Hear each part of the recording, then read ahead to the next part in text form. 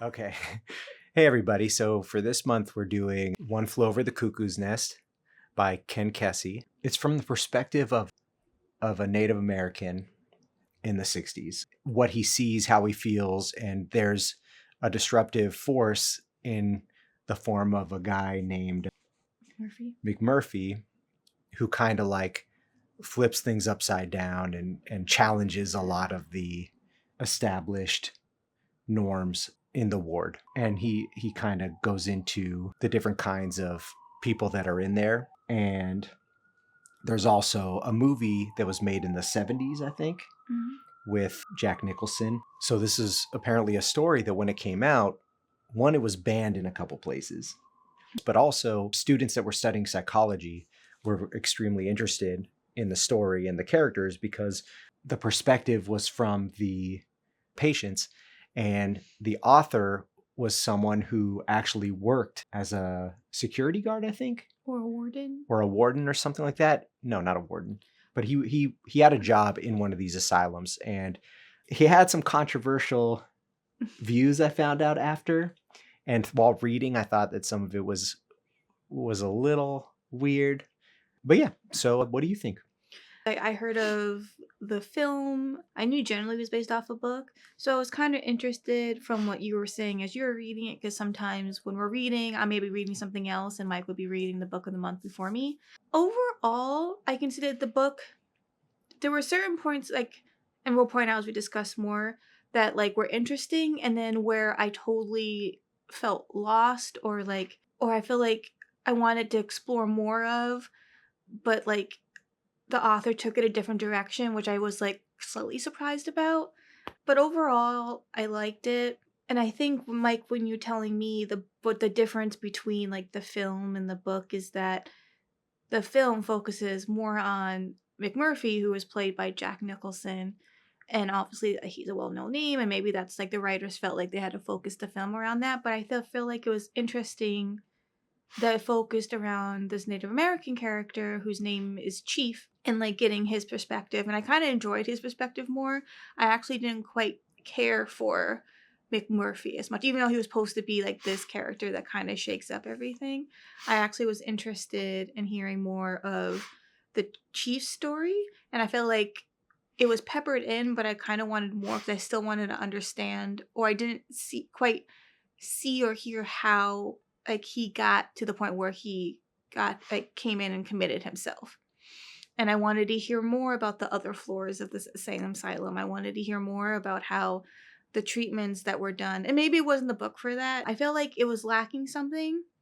And we'll talk more about some of the things that the author says and does that kind of takes you out of the story. But I can say overall, the book itself was interesting. And it makes me want to watch the film because I haven't watched it. I mean, I really liked it, except for there were things that pulled it down. And when I give my rating, it'll kind of explain that, it'll kind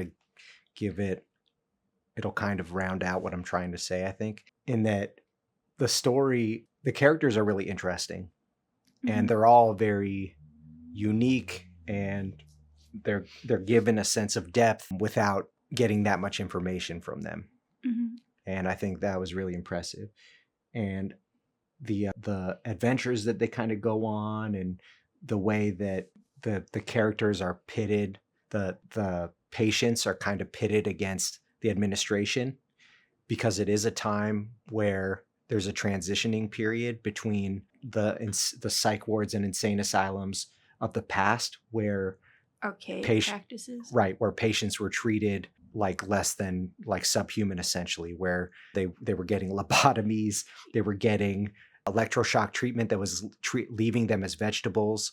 They were kind of treated without much compassion or understanding, it seemed like. And they were also experimented on to some degree. Right. And it was something that I think the average society, normal society, let's say, conventional society didn't really understand or care what was going on, and that it could breed a lot of psychopaths in the administration and in the faculty, because it seemed like there wasn't much oversight in the past. And now the story takes place in a period where there's a little more awareness. they're changing up some of the rules where it kind of is made clear that some of these asylums in other parts of the country have banned, let's say, shock treatment, electroshock treatment, and things like that. And it seems like the wards have a little more of differentiation between the types of patients. So it's not just every single person that steps in through those doors gets electroshock treatment. They really are a little more discerning about who they give it to and when they give it to.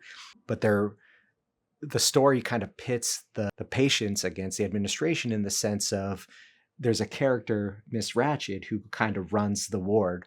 And this is where it gets a little iffy to me. And this is what bothered me, is that in the author's mind, it seems like it's a woman in power that is essentially emasculating men in a very stereotypically villainous way. And the way that other women characters, even though they're written pretty well, I think, and they're interesting, they're only seen as emotional, power hungry, or as prostitutes, basically party figures that are to be used by the men. And the main character, McMurphy, he kind of is this macho, manly, cool, doesn't care about anything, is big, strong, has a lot of game, is popular with the ladies, is quick-witted. They kind of put him in what I thought to say is, oh, these men are all emasculated weenies, basically. And it's not an understanding on a societal level or like changing the system so that it treats patients more fairly and like humans. It's more like they treat men like women, basically. And McMurphy is this macho man to show that you can get your balls back and you can fight against the system because you're man. And it's a system dominated by women because the nurses are women. The warden, the head of the ward is a woman who seeks to punish men essentially for just being men. And the system put her in place because that's what their aim is to do. The other part that was iffy is the race part, how race is dealt with. And I kind of feel like in art and in fiction and novels specifically, since that's what we're reading and talking about here, is that if the story is about race, let's say, or misogyny, and it's taking that and trying to, if it's trying to bring a different perspective to it in a way that educates people, or it's trying to show that it's bad, it's satire, let's say, then I think it can be powerful to use a very derogatory term selectively, or to use race in a way that exposes or illuminates something that hasn't been exposed or illuminated before, and specifically in a certain way. But in this case, combined with how he feels about how the author seems to portray women and portray people of color, it just seems like the authors are racist.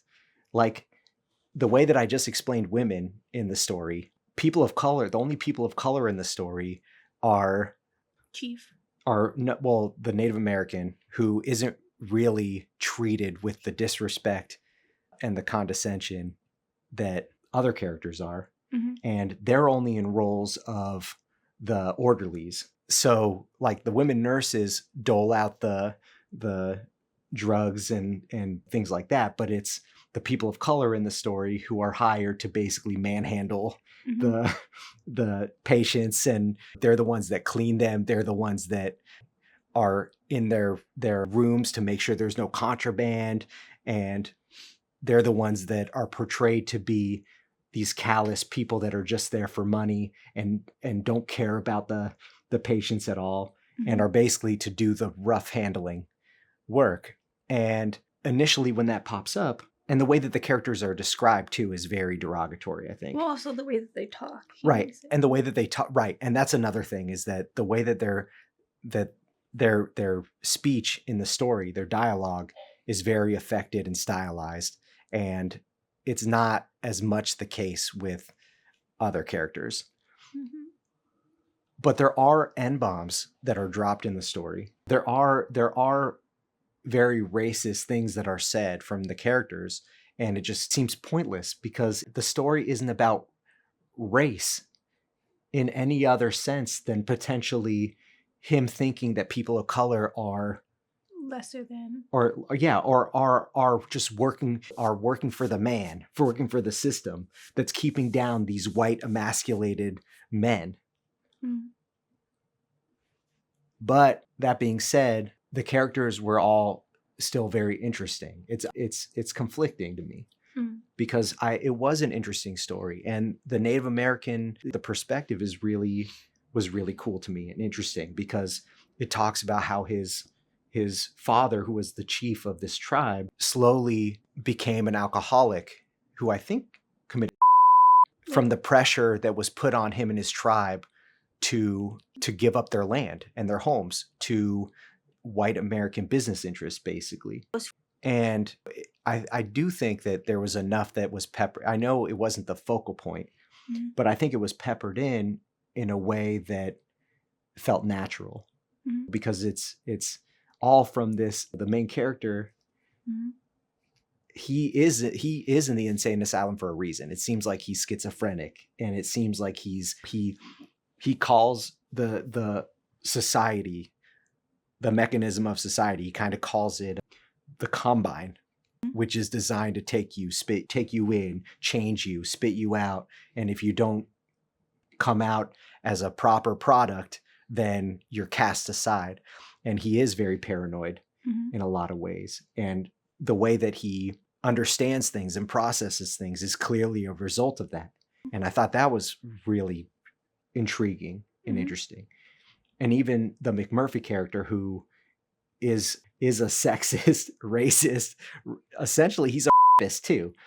Yeah. Even that character was really interesting to me, and he was complex. I just didn't like, it was just unnecessary. The N-bombs to me were unnecessary. And I think there was just too much focus on the characters being racist without a point to it. But yeah, you have any thoughts? Overall, I think it was like interesting because like you have McMurphy come in, because essentially McMurphy comes in because he was committed. He came straight from the jailhouse because he committed a crime. He ordered a woman, so then he was sent I guess within his plea, he's like, whoa, he's insane. Like, instead of putting him to jail or jail, how about he goes to the insane asylum to fix himself mentally, because the acts that he's doing is because he's not all, quote unquote, all there. So he was sent there. He was committed on behalf of the government or the city, whatever, to go there. And then you get the sense from McMurphy, since he's not I don't want to say technically insane, but the other characters self-committed because they needed help in other ways. And then you kind of have McMurphy seeing, like, in his way, like the way that the structure of the asylum, like he hated the talks that they would do around 1 o'clock, right? He would be pointing out like these talks, McMurphy would find them not helpful. He feels like when Nurse Ratched, when she runs these things, she feels like she's pinning, like, again, her power, her like influence over the war. She never wants to let that up. Like, he feels like she's not a nurse. She's just as the author would describe it, as a woman who just wanted power over these men. So he was kind of pointing out the practices that this ward was still keeping, because at one point in the story, there was a fight that happened, and him and McMurphy and the chief had to go to a separate area of the asylum temporarily.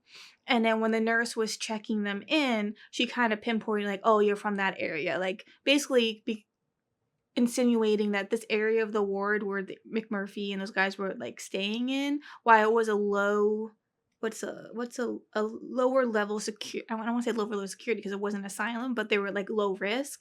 Nurse Ratched is trying to maintain the old ways of psychology, the archaic ways, and the other parts of the asylum were trying to advance, because Nurse Ratched was kind of trying to stay to those old ways. Like, for example, there would be doctors that would come in. If they didn't mesh with her ways of how she thinks the ward should be run, she'll basically complain until she got a pliable doctor who would basically, McMurphy will kind of see as a lesser man that will allow Nurse Ratched to take him in. So that's like, so Nurse Ratched kind of represents the old ways of the old, not the old ways, but the old ways of psychology, as it were. Because she believed in lobotomy, she believed in electric shock and these inhumane ways and how to treat patients. And through this, another aspect of this story is that McMurphy, while he was committed due to acts that he has done in society, the guys kind of not tease him but test him to be like, how far can you test Nurse Ratched, essentially, because she uses these ways of treatment to punish these characters. So McMurphy would play with her in a sense and try to like toe that line so he wouldn't have to get lobotomized. So like abuse of power, as it were. And I think at one point in the story that go towards the end, McMurphy gets so fed up, and he actually he in essence, even though he was a criminal, was insane, but by living in that place, trying to being repressed in some ways, he kind of goes crazy and gets very aggressive and attacks Nurse Ratched towards the end of the story. And through attacking her, he essentially his punishment, because he's aggressive, was to remove his lobotomize him and remove a section of his frontal lobe, and to the point that when he gets out of his surgery, Chief essentially says that he's now one of the vegetables. He McMurphy's no longer there, he's gone, and Nurse Ratched in the end won, and now she got to do what she always wanted to do to McMurphy, which was to make him have control over him. And that's kind of where and then the book kind of ends there, is through Nurse Ratched in the end getting what she wanted. And then Chief does feel sorry, because Chief sees oh, that's not McMurphy anymore, that's not the person that I know, this is some stranger. And essentially Chief took it upon himself to murder McMurphy. And then he escapes the asylum with the help of one of the remaining characters that are left on the ward. Yep. Yeah, it's like a constant tug of war between McMurphy and the Miss Ratched. And there are also some things where they go after her appearance. I think in the end, he actually does become a vegetable, where he just is bound to this gurney basically when he comes back. Mm-hmm. From the procedure, and that's why it's like a mercy killing, because he still is with his roommate, the Chief. Mm-hmm. And it actually does say his whole name in the book, but I can't recall it right now. Mm-hmm. But he suffocates him with a pillow essentially. Mm-hmm.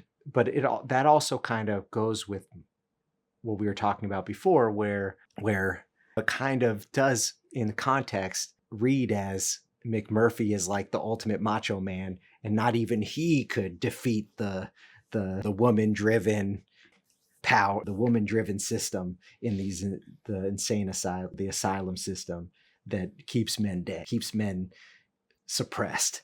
And so that's another thing where it's a very powerful scene in the book, I think. Mm-hmm. Because it's like I said, it's the constant tug of war that becomes like a roller coaster of emotions, because sometimes he's by himself fighting. Sometimes sometimes it's the other patients that are helping him. And sometimes they kind of retreat and he doesn't. And sometimes he retreats, and sometimes he's very aggressive. And there are some interesting moments, and it kind of culminates in, before he gets sent to get the procedure done, he does actually take weeks of electroshock therapy, but it doesn't affect him the way they want it. The administration was hoping it would. And then it kind of culminates into a big party where it's bedlam and chaos, and the patients kind of run things, and they bring in McMurphy's prostitute friends, and they bring in booze, and they all get high and they get drunk, and they use one of the security guards to help them. And in the story, they kind of take advantage of him, but it's written in a way that the guy knows, he just kind of doesn't care, the mm-hmm. security guard. And they have a chance to escape, because it's the 60s. It's the 60s, where if there's an open window somehow, you just kind of jump out of it and run away and hitch a ride. And not only do these places not have the resources or the technology to track you down necessarily really easily, but they also don't really seem to care that much, as written in the story. So yeah, it's an interesting book. So I gave it 3 Kisas. Because overall, the book was interesting. I think when I got towards the end of the book, I think as the points that Mike pointed out, I kind of like it lost interest. Like, I feel like the book started off strong and trying to talk about, like, at this point of time where we were in regards to psychology and these men and these patients just trying to figure out how they can get better. And then you're still dealing with the old guard nurse Ratched who wants to hold strong to these archaic ways of psychology and how she doesn't want to explore or work with other doctors to implement new ways of trying to heal these patients. She just wants to kind of stick to her ways. And I think that could have been more developed or thought of. I don't know how, but like I think that intrigued me more in the beginning. And then the ending just kind of lost me towards the end. I give it 3.5 Kisas, and I actually thought the book overall was really good. And I thought it was kind of interesting seeing how society viewed what they deemed insane patients, but that were not truly insane. Like it kind of goes through the different ways that masculinity can express itself, or the lack, in their mind, the lack of masculinity. Mhm. So I mean, it was interesting also that in the movie there's a famous scene where McMurphy kind of has this moment where he's like, you guys are in here forever, so you have nothing to lose. So let's get what we want. Let's do what we want. Why are you so afraid of Miss Ratched? And they kind of say, that's not true. We're actually in here voluntarily, a lot of us. Mhm. We just don't feel like we are fit for society personally. And you kind of learn about their stories and why they're in there. And some of the reasons are kind of interesting. Mhm. Where like one of them is a more intellectual type whose wife doesn't respect him and is clearly having a lot of affairs, and there's another character who is in there whose mom is friends with Nurse Ratched, and Nurse Ratched kind of utilizes that and takes advantage of that to control him. And there are some of the characters that commit and that have a rough time, but it's an interesting book in a lot of ways. Mhm. And normally I think under different conditions, I think it would be like a 4 to 4.5 for me. I think it's really, the characters are great. The story is interesting. It's an interesting perspective. And even nowadays, even knowing what we know now, looking back, the Native American perspective being the narrator, the narrator basically, Mhm. or the main character, is really interesting to me. I thought it was cool and insightful and unique. But it really seems like the author was a sexist and a racist. And he didn't think that he was, because he seems like he was an author who wrote a bunch of books, and that he's clearly a great author, a pretty good author. Mhm. It just was too much for me. So that's why I give it 3.5. But I liked it overall, and I kind of feel like it's still, I think, a good read for anyone that is interested in literature, something a little different. And it's short. It's not that long. I think it's a little less than 300 pages. Yeah. And I think it's fun to, like, I'm going to rewatch the movie because I haven't seen it in probably 10 to 15 years, and kind of compare it. I have a feeling that I'm going to think that the movie is good and the book is good. So I guess if you haven't seen the movie or you haven't read the book, I would say whatever you prefer more, whether it's movies or novels, just let that lead your decision. But yeah, I was really interested to hear what your perspective is as a woman, because it did seem pretty offensive Yeah. when you look into the story from a little deeper perspective, or with a more critical lens. Mm. But yeah. Well, that's it for this book review for this month. Just know that we upload a video the first Sunday of every month, so take a peek. In the meantime, like, subscribe, comment down below. Let us know if you watched the movie or read the book. What did you prefer? Did you like both? Let us know in the comments below. Otherwise, we'll see you in the next one. Have a good one. Thanks. See ya.